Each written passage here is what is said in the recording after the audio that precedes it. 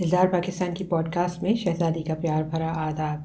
बात हम आपसे कर रहे थे पिछली पॉडकास्ट में मुख्तलिफ दिलचस्प सुर्खियों की। पाकिस्तान की तारीख़ में ख़ास तौर पे सबसे ज़्यादा तनकीद शुदा जो पॉलिटिकल पार्टी, ख़ास तौर पे पॉलिटिकल पार्टी लीडर रहा है वो शायद एक ही होगा। देखते हैं अपोजिशन क्या कर रही है इस बारे में। तो अपोजिशन ने अब तक जितनी भी पॉलिटिकल नौटंकियाँ की हैं और जितनी रैलीज़ की हैं, और हाँ, वो मरियम जिसको क्राउड पुलर कहते हैं, जो कि उसके लिए इंतहाई गलत अल्फाज हैं। आज तक मरियम ने कोई पॉलिसी नहीं दी है। वो गरीब की गुर्बत कैसे दूर करेगी, फॉरेन पॉलिसी को कैसे हैंडल करेगी, इक़्तिसादी हालात को कैसे बेहतर करेगी, महंगाई को कैसे ख़त्म करेगी, किसी भी सब्जेक्ट पर। बल्कि अपने बेटे की शादी करके सब गरीबों का मजाक उड़ाया है उसने, और वो इसलिए कि वो जो नारा लगाता है महंगाई का, बोलता है गरीब महंगाई में पिस गया है, वो किस ज़मीर से अपने बेटे की शादी 2 महीने तक रचाता रहता है। और वो अफसरदा लोग जो मरियम के वीडियो दिखा रहे थे यूट्यूब के ऊपर कि वो जो है दुल्हन से ज़्यादा खूबसूरत लग रही है, लोगों के दिमागों को भी किसी साइकाइट्रिस्ट की ज़रूरत है। ये वही लोग हैं जिनके क्राउड को वो पुल करती है, क्योंकि वो सिर्फ देखने आते हैं, सुनने नहीं, और सुनने के लिए कोई काम की बात भी नहीं होती। अगली मिसाल आपको देते हैं। इमरान खान की UN में तकरीर जिसने बड़े बड़ों के मुंह बंद कर दिए थे और कुछ के तो खुले के खुले ही रह गए थे। जिन लोगों को अपने मुल्क की इज़्ज़त और अपनी इज़्ज़त प्यारी है, उन्हें इमरान खान पर और अपने मुल्क पर फ़ख्र हुआ। बाद में कुछ लोग आ गए मैदान में अपने ज़ख़म चाटने के बाद, और इस तकरीर में कीड़े निकालने शुरू कर दिए और अपनी जहालत का सबूत देना शुरू कर दिया। 1-2 हफ़्ता गुजरने के बाद कुछ ने तो कहा, हाँ तकरीर तो कर ली अच्छी, अब आगे क्या है। सच में मुझे वो सारी नंदे और सासें याद आ गई हैं। मिसाल आपको मैं देती हूँ, अगर आपको इररिलेवेंट लगती है, तो जिनका बेटा या भाई मुल्क से बाहर रहता है और वापस आता है, सबके लिए कुछ तोहफे लेकर आता है। नॉर्मली वो तोहफे होते हैं उनकी फरमाइश के मुताबिक, उनकी पसंद के मुताबिक। पहले तो वो तोहफे लेकर 2 मिनट की खुशी दिखाकर बहुत खुश होती हैं, भाई को भी अच्छा लगता है, और फिर कहती हैं बस यही कुछ लेकर आए हो। और दूसरे दिन कहती हैं बस ये 4 चीज़ें लेके आए हो, और क्या किया तुमने हमारे लिए। अगर सच्ची में बता दूँ, एक ख़ास ज़बान जो है उसकी कैसे कहते हैं, एक ओतरा एक स्वेटर चुक लिया और की कीता साढ़े वास्ते। आप पता चल गया होगा किस इलाके की बोली है ये। इमरान खान की UN वाली तकरीर के बाद पढ़े लिखे बिलावल ज़रदारी, जिसको वज़ीर आज़म पर खैर हमेशा एतराज़ रहता है, और उसके वालिद साहब जो हैं वो तुले हुए हैं बिलावल को वज़ीर आज़म बनाने के लिए। 1 मिनट यहाँ रुकिए, आप सब ज़रा 1 मिनट इमेजिन कीजिए, अपने दिल पर हाथ रखकर शुक्र की ठंडी सांस भरिए।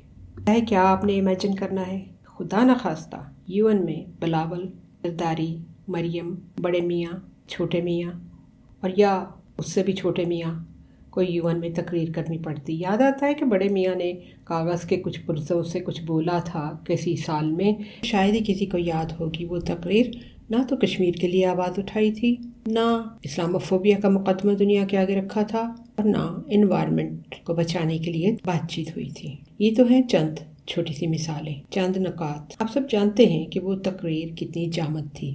अब चलते हैं बेचारे बिलावल ज़रदारी की तरफ। उन्होंने इमरान की तकरीर के बारे में बेतहाशा मुबालगा आराई की। कहा कि सुना था इमरान खान न्यूयॉर्क जाकर तकरीर करेंगे, जैसे कोई बड़ा रेवोल्यूशन आ जाएगा। ये तो था तनकीद का आगाज़, जिससे आपको अंदाज़ा हो गया कि बिलावल ने तकरीर न सुनी न पढ़ी। इसकी वजह क्या हो सकती है, जाहलियत या हसद? आगे फरमाते हैं कि इमरान खान कम अज़ कम तैयारी करके जाते। हम भी यही कहते हैं कि बिलावल कम अज़ कम तैयारी करके तनकीद करते, ना कि किसी का लिखा लिखाया बोल देते। अमेरिका से तालीम हासिल की है, कुछ तो लाज रखी होती। आखिर पाकिस्तान के पैसों से तालीम हासिल की, ऐशो आराम के साथ। आगे ये भी तनकीद की कि इमरान खान ने किसी के साथ मिलकर वहाँ पे बातचीत नहीं की। यानी कि इमरान खान का एक और काम था कि वहाँ पे जब UN तकरीर करने गए थे, फिर जितने भी वेस्टर्न लीडर्स थे, तो जितने भी दूसरे इस्लामी कंट्री थे, उन सबको इकट्ठा करके बिठा के बात करते हैं। और ये हम सब जानते हैं कि इस किस्म की सरकारी जो मीटिंग्स होती हैं वो बाकायदा बिफोर हैंड प्लान्ड होती हैं, ان کے لیے تیاری کی گئی ہوتی ہے کافی مہینے پہلے. ظاہر ہے کہ اس وقت اس کی ضرورت نہیں ہوگی، تو اسی لیے بیفور ٹائم پلان بھی نہیں کیا گیا. اب آپ کو یاد آیا کہ کیوں کہا تھا کہ سیاست میں آنے کے بعد حکومت کو تو چھوڑیں، عمران خان پر جائز اور ناجائز تنقید ہوئی ہے. اور جب یہ سب irrelevant لوگ پریس کانفرنس کر رہے ہوتے ہیں تو جو ان کے پیچھے کھڑے لوگ سر ہلا رہے ہوتے ہیں، مجھے آج تک نہیں سمجھ آئی کہ وہ کہاں کی مخلوق ہیں. ہم سب مل کر اور ہم سب لوگ جو ہیں ان سب سیاستدانوں کو نوکریوں سے باہر کیوں نہیں نکال دیتے؟ جب یہ سب بے روزگار ہو گئے تو ان کے دماغ کچھ آسمان سے اتریں گے. یا تو صدارتی نظام آنا چاہیے یا مارشل لاء. ہم لوگ اپنے آپ کو تو سدھارنے سے رہے، اور پھر ظاہر ہے اس سرکس کے مسخروں سے تو جان چھٹے گی. رشوت اور جرائم، لاقانونیت صرف لاتوں کے بھوتوں کا ایک ہی طریقہ ہے. جب نظام بدلے گا تو کم از کم یہ سب اللہ کرے بے روزگار ہو جائیں، بیرونی ملک میں جا کر امن سکون سے رہیں، وہاں گھر میں نوکر رکھیں، ڈرائیور رکھیں، موجیں کریں. کم سے کم پاکستان کا پیچھا چھوڑ دیں، باہر جا کر دوسرے ملکوں کی پارلیمنٹ میں شامل ہو جائیں، پھر روزانہ پریس کانفرنس کریں تو پتہ چلے گا کس بھاؤ بکتی ہے. ان میں اور عمران خان میں یہ فرق ہے، ویسے تو بہت زیادہ فرق ہے، لیکن آج ہم ایک ہی کی بات کریں گے کہ اپوزیشن والے دوسرے ملکوں میں جاتے ہیں شاپنگ کرنے کے لیے اور کھانے پینے کے لیے. عمران خان نے ان سے زیادہ ملک دیکھے ہوئے ہیں، اگر نہ بھی دیکھے ہوں تو کوئی بات نہیں، کیونکہ عمران خان نے ان ملکوں کے نظام کے اچھے برے اصولوں کو غور سے دیکھا.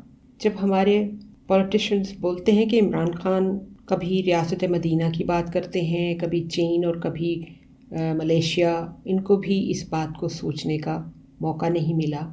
وہ عمران خان جو قانون کی بالاتری کی بات کرتے ہیں، کریڈٹ کو سفارش پر ترجیح دیتے ہیں، نچلے طبقے کو اوپر اٹھانے کی بات کرتے ہیں، وہ بھی کبھی کبھی اس سیاسی سرکس سے دل آزار تو ہوتے ہوں گے. جب شریف فیملی کو دیکھو تو ان کو ہر طرف سے ریلیف مل جاتی ہے. ایک انسان دل میں تو سوچ سکتا ہے کہ چین کی مثال کے مطابق کرپٹ لوگوں کے ساتھ ہی سلوک ہونا چاہیے جیسے وہاں ہوتا ہے نا. اسی لیے تو وہاں کرپشن ختم ہو گئی. اب ان 4.25 سالوں میں اپوزیشن نے کتنے جلسے جلوس کیے مگر دال نہیں گلی. اب ارسطو صاحب ضمیر کے جاگنے کی بات کر رہے ہیں تو یہ بات انہیں پہلے اپنے قائد سے کرنی چاہیے نا، تو پھر کسی اور کو کریں. یا واقعی پاکستانی چاہتے ہیں کہ ایک ایسے فنکار کو دوبارہ وزیر اعظم بنا دیں جس نے سارے سسٹم کو پہلے ہی تحفے دے دے کر اپنے احسانوں کے بوجھ تلے دبایا ہوا ہے، مرنے کا ڈھونگ رچا کر عدالتوں اور جیل کا مردانہ وار مقابلہ کرنے کی بجائے باہر بھاگ گیا. سب سے زیادہ یاد رکھنے کی بات ہے آج کل جو عوام کو سمجھ بوجھ ہے، ان میں برابر کا ہاتھ عمران خان اور میڈیا کا ہے. عمران خان نے ہر سوال کا جواب دیا، کبھی کسی صحافی سے پہلے سوالات نہیں منگوائے، ہر صحافی سے بات کی، صرف من پسند صحافیوں سے بات نہیں کی، ہر تقریر میں بات سمجھانے کی کوشش کی، اپنے خیالات بتائے. یہی وجہ ہے کہ آج جب اپوزیشن تانا مارتی ہے کہ تم نے یہ کہا تھا تو ایسا نہیں کیا، اور اسی لیے خود بھی کھل کر وہ بات نہیں بتاتے کہ مہنگائی کو ختم کیسے کریں گے، کیسے غریب کی مدد کریں گے، حکومت کو گرا کے ایک دم امن و امان کیسے لے آئیں گے. خود اپنے ارادے نہیں بتاتے تاکہ کل کو کوئی یہ نہ کہے کہ ہم نے یہ کہا تھا اور یہ کیا نہیں. وہ علیحدہ بات ہے کہ ان کو خود بھی نہ پتا ہو کہ کیا کرنا ہے. ہاں یہ ہو سکتا ہے کہ پیسے اور چھاپیں گے. جانتے ہیں اس پینڈیمک کی وجہ سے باہر کے کتنے ملک جو ہیں وہ مقروض ہو چکے ہیں، اور ہم سمجھتے ہیں کہ صرف پاکستان ہی ہے جو قرضہ لیتا ہے اور ہر کوئی نکتہ چینی کرتا ہے. اور خاص طور پہ اپوزیشن جو ہے وہ ہمیشہ یہی بات کرتی ہے کہ اس حکومت نے ان سے زیادہ بلکہ ساری باقی کی حکومتوں سے بھی زیادہ قرضے لیے ہیں. حکومت کو روزانہ تانے ملتے ہیں تو بات اکثر کچھ اربوں کی ہے. تو پاکستان میں بہت زبردست امیر لوگ بیٹھے ہیں، وہ بھی مدد کر سکتے ہیں. بجائے سعودی عرب سے پیسہ لے کر خزانے میں رکھنے کے وہ اپنا پیسہ رکھوا دے کچھ عرصے کے لیے. تو کیا حب الوطنی اجازت دے دے گی؟ یہ کام تو نواز شریف بھی کر سکتا تھا اگر وہ ہمیشہ کے لیے وزیر بننا چاہتا ہے. اس سے اچھا حل کیا ہو سکتا ہے؟ ہر کامیاب آدمی کے پیچھے ایک عورت ہوتی ہے. سوچئے ذرا اس بات کو. آئندہ ملاقات ہوگی آپ سے انشاءاللہ.